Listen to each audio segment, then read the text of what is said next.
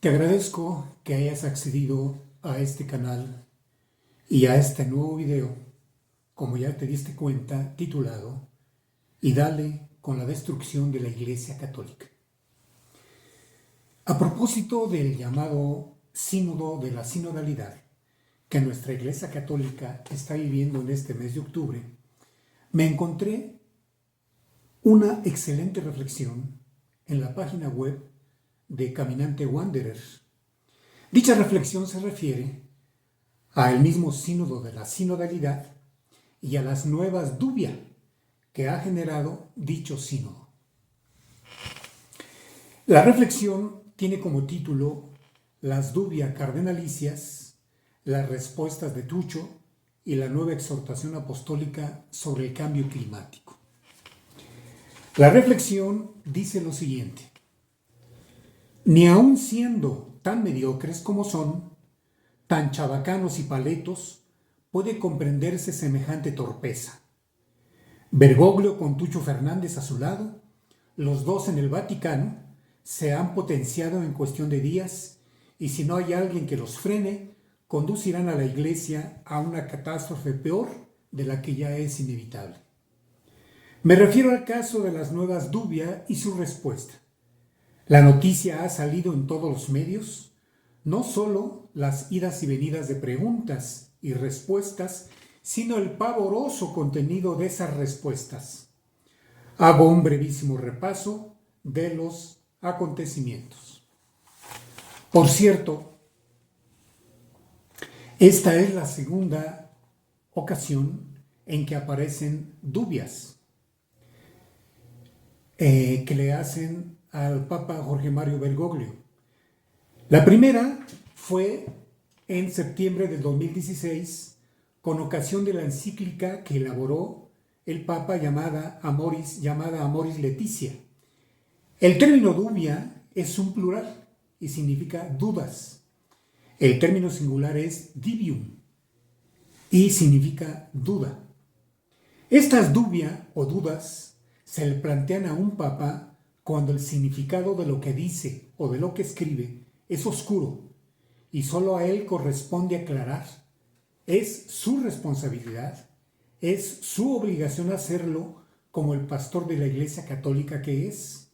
Por cierto, nunca contestó a las primeras dubias que le plantearon los cardenales Walter Brandmüller, alemán, el italiano Carlo Caffarra, el alemán Joachim Meissner y el norteamericano Raimund Burke.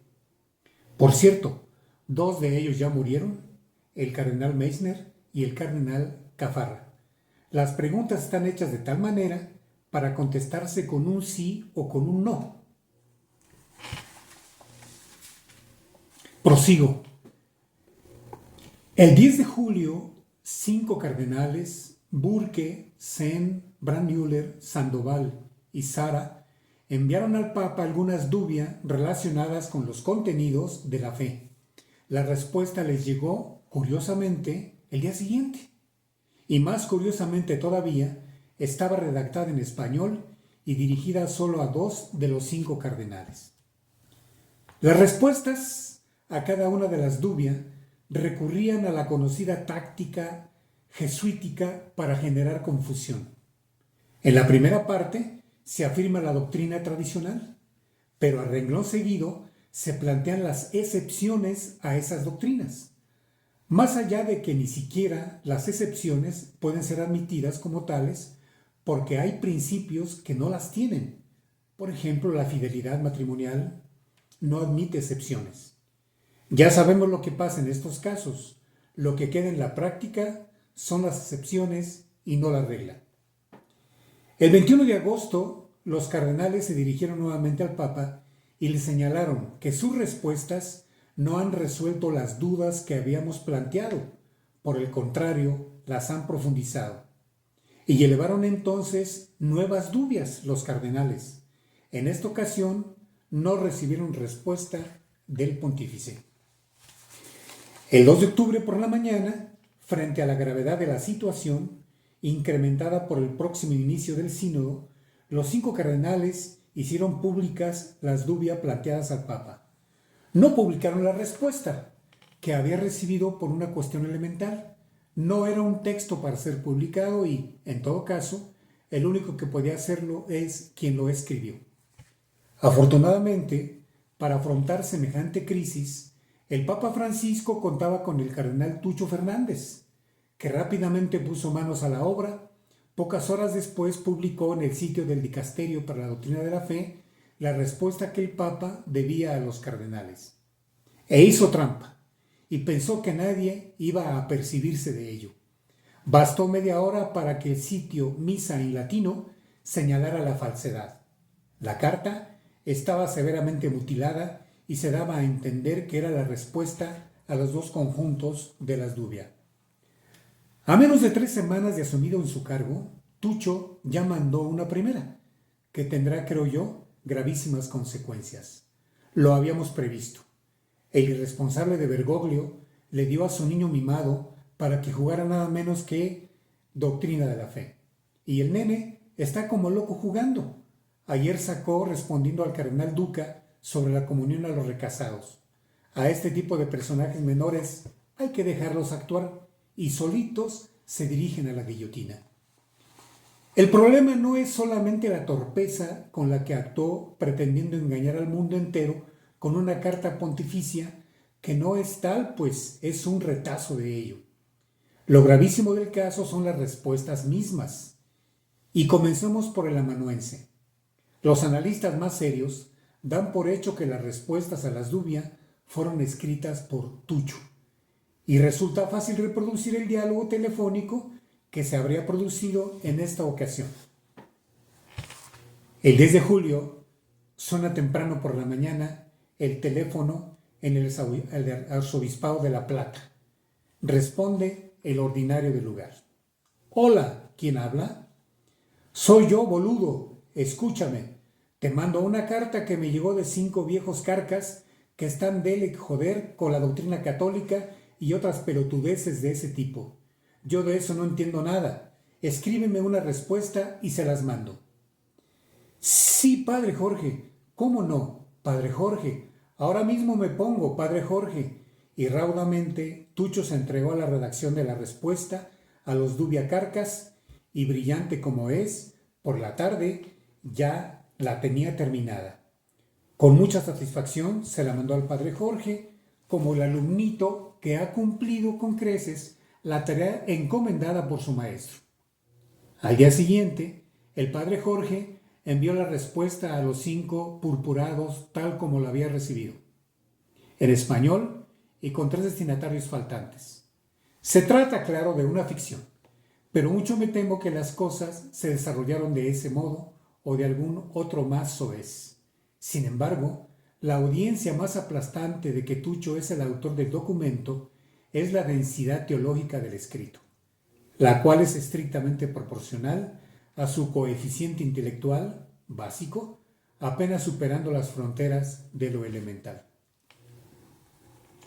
El increíble contenido de la nota, firmada por el prefecto dicasterio de la Doctrina de la Fe y aprobada por el Papa ex audiencia, es decir, un documento de altísima jerarquía, ha recorrido todos los portales católicos y reproduzco entonces los párrafos más graves.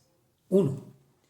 Aunque la Iglesia no puede conferir el matrimonio a parejas del mismo sexo, eso no obstante en el trato con las personas, no hay que perder la caridad pastoral, que debe atravesar todas nuestras decisiones y actitudes. La defensa de la verdad objetiva no es la única expresión de esa caridad, que también está hecha de amabilidad, de paciencia, de comprensión, de ternura, de aliento. Por consiguiente, no podemos constituirnos en jueces que solo niegan, rechazan, excluyen.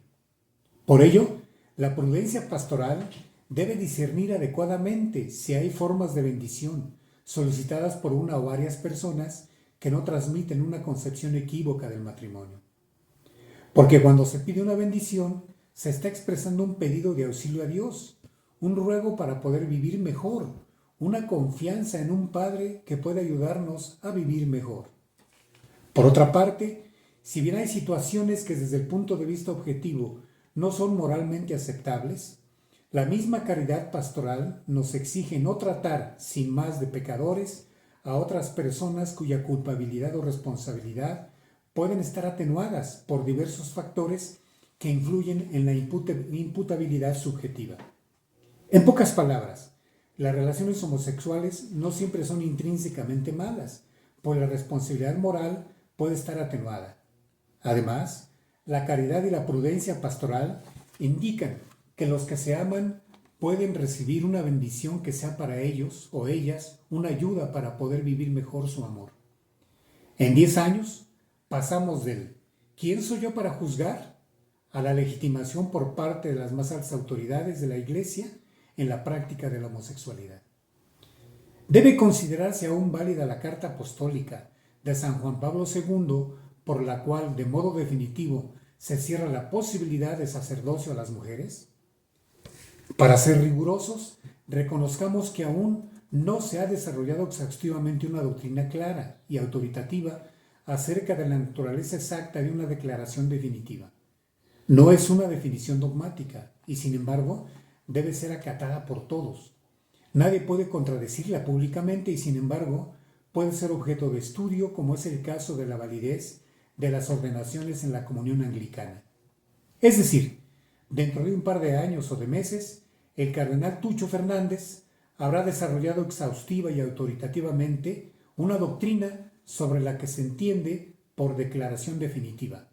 Y en un par de años o de meses tendremos un discernimiento pontificio según el cual, en determinadas circunstancias, algunas monjas y religiosas pueden ser ordenadas sacerdotisas. Creo que hasta los más moderados estarán de acuerdo en que se trata de un disparate mayúsculo, con consecuencias gravísimas. No nos detendremos a analizar la cuestión doctrinal, pues cualquier católico con formación básica puede darse cuenta del desatino pontificio. Tampoco los efectos inmediatos, aunque hoy los medios de todo el mundo ya hablan de que la Iglesia está cambiando su doctrina con respecto a la homosexualidad. Lo cierto es que a los hombres del mundo ya les importa bien poco lo que diga o haga el Padre Francisco. La consecuencia más grave es cómo salimos de este marjal al que nos ha conducido Bergoglio y sus amigos. ¿Hay modo de salir? ¿Quién nos puede sacar? Sabemos la calaña de la mayoría de los cardenales y obispos nombrados en los últimos 10 años. No esperaría mucho de ellos. ¿Y cómo esperar si hasta ahora solo se animan a levantar la voz 6 cardenales? En las últimas horas se añadió el cardenal Müller. Desahuciados porque han sido corridos de sus funciones por el Papa o por la edad de los obispos, salvo rarísimas excepciones como Monseñor Strickland, Schneider, Viganó y Eleganti, permanecen callados en sus guaridas esperando que el tiempo la aclare, no sea que los terminen echando.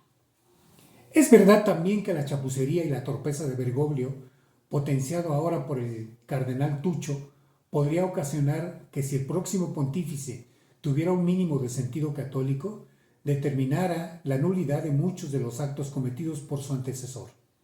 Ejemplos hay en la historia de la Iglesia donde esto ha sucedido. No pretendemos tener un juicio cadavérico como el que le tocó al Papa Formoso, pero al menos que las cosas vuelvan a ser puestas en su juicio.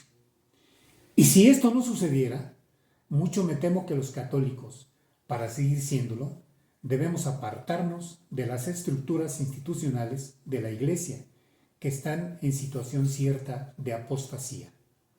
Y como si esto fuera poco, hoy apareció la prometida exhortación apostólica Laudate Deum sobre el cambio climático, un disparate completo que viene a coronar este pontificado. No es cuestión de leerla, Es cuestión solamente de ver las citas y referencias a pie de página del documento. Todo parece indicar que Bergoglio ha abandonado la Iglesia de Cristo.